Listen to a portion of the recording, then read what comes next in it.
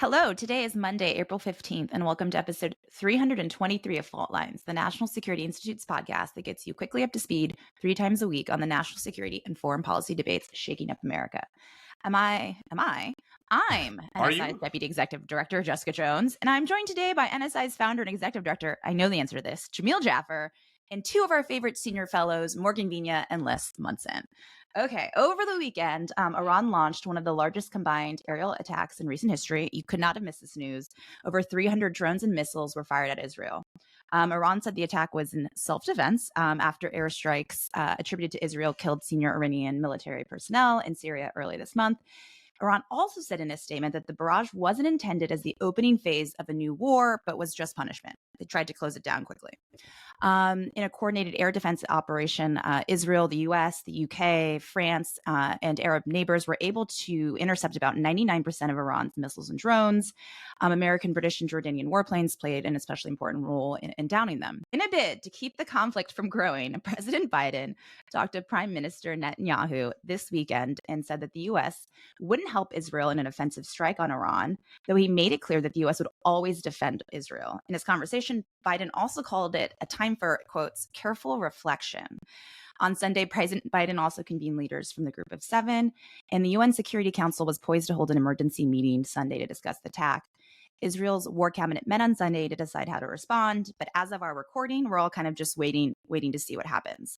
Okay, so Morgan, I'll go to you first. Iran's been kind of flagging for days that an aerial assault was coming. We didn't know exactly what was going to happen, but we knew it was coming, and this really allowed, it seems, this really large coordinated response on the behalf of the U.S., Israel, and a number of allies and partners.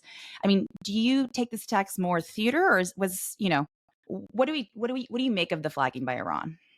Sure. So I'll say that Israel's response to the attack by Iran, it was a huge win. I think Israel really was able to demonstrate three things. One, it was able to put Iran's malign influence in the region into the spotlight. I think it is undeniable for anyone in the international community to now say that, Iran is not responsible for the proxy attacks throughout the region, whether it is the regime itself or Lebanese Hezbollah, Hamas, the Houthis, etc. Clearly, Iran is the orchestrator here. Next, I think we see a huge support for Israel, not only by the United States, but also by our Arab partners and our European partners in waging this robust defense. And then we also saw the strength of Israel's air defenses. Iron Dome, Arrow 3. I mean, these all worked perfectly. I mean, I think I'd say 99%. So not perfect, but 99% of projectiles were shot through the air. Pretty darn good. Yeah, pretty close to perfection, right? Yeah. We did see some casualties, but nevertheless, not as horrible as it could have been, right? I mean, we largely saw, Israelis in Jerusalem sipping coffee the next morning. So, I mean, and at the beach the day before, if you saw some of the pictures, right. So, needless to say, they're built differently. Let's put it that way. All right, go ahead, Jess. No, this is Iran's first direct military attack launched from Iranian territory since the revolution in 1979. Hezbollah stayed silent this weekend. I mean, what do we think? Morgan, you can answer this. I'll turn to you, Jamil. If not, what does an appropriate response either from Israel look like? Okay, so I'll speak first, and then we can go to Jamil. Look, I think what Iran really wanted to do was to reestablish and reassert itself in the region as a major military power. And what we saw on April 1st was Israel take out one of its most senior level IRGC commanders in Damascus. Iran felt it needed to respond with a lot of force. Clearly, it did. However, what we did see is as soon as Iran launched these strikes, we saw Iran very, very quickly say, okay, we're done. This is the end of the attack. We're done. And I think this really was an attempt to dissuade a counteroffensive, a retaliatory strike against Israel, and provide an off-ramp for escalation. And thereby treat any further action that Israel takes or U.S. support for Israel's escalation as escalatory action, and thereby, Israel turns into the bad guy, right? However, it's unfortunate that President Biden really fell into the regime's hands here and came out saying that it was not going to support Israeli action against Iran. It's not to say that the United States won't continue to support arms and weapons and intelligence support, but clearly the administration has limited itself in any additional action. Yeah, Jamil, what do you think of this off ramp? It seems so generous of them to give after launching 300 missiles and drones. Yeah, I mean, I think Morgan's exactly right. The Biden administration fell into the trap, but I think it was a trap that everyone would see coming. You could predict from a mile away. This was Iran's plan from the jump. And look, I just want you to think about, Senator Rounds on Fox News yesterday said, what would we do if 300 missiles, ballistic missiles, cruise missiles, and drones were launched in American territory, in American population centers? We would not let it simply go with, we did a really good missile defense. By the way, our missile defense isn't that good, and it wouldn't knock the 99% down. But if we had, we wouldn't be just like, it's fine. You just go ahead and go with it, right? I mean, that's crazy. And in fact, when we took out Qasem Soleimani, the Iranians knew better than to launch 300 missiles at us. They launched a handful. We did ultimately let it go at that because nobody was really hurting those, and that's fine. But the situation here is, I think, fundamentally different. It's only because Israel's defense, combined with the U.S. efforts and Jordanian efforts, were successful that lots of people didn't die. Otherwise, tens of thousands would be dead. And that's what Iran, could have teed up. And so I think that's part of the problem here. I think ultimately the right answer is for Israel to respond in a significant way, escalatory or not. The Iranians only understand power, right? And if they're going to respond, then look, they want to pick a war. This is a war that Israel can and will win. And frankly, the United States should be behind them offensively this entire way. We've had enough soldiers killed by Iran and its proxies over the last decade and a half.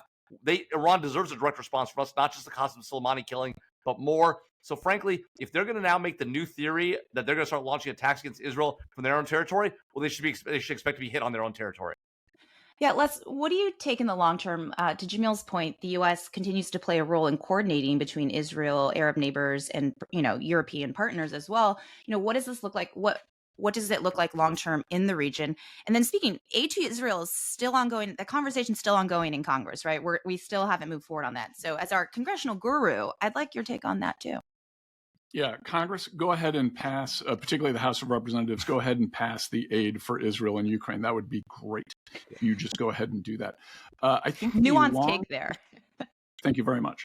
I think the long-term issue here, first of all, kudos to the Biden administration for putting together the Arab and European coalition to thwart the Iranian attack. Yes, I said that.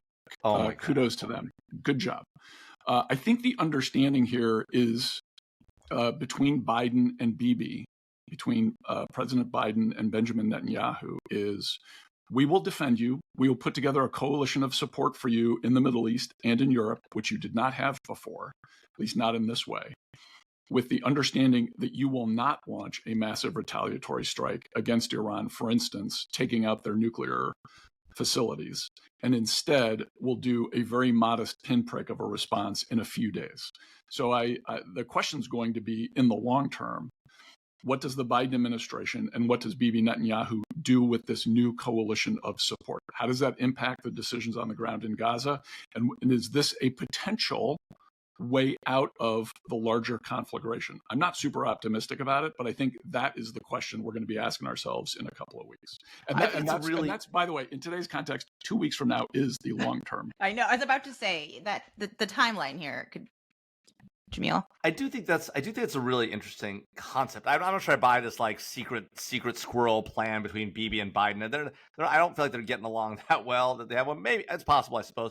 But I do like the end result as you're playing it out. If in fact you're right, I will grant you that my sort of theory of the case is likely to escalate the situation. But frankly, this situation has been escalating for a long time because of Iran, and so this isn't escalation by Israel. It's just a response to what's been happening to us and them for a long time. And frankly, in the last few months, we've been getting hit in the Red Sea over and over and over again, only because we've been good at defending ourselves that they haven't sunk an American destroyer in the Red Sea. So let's be real. I mean, the Iranians are not playing nice here, and they need to be kicked in the teeth.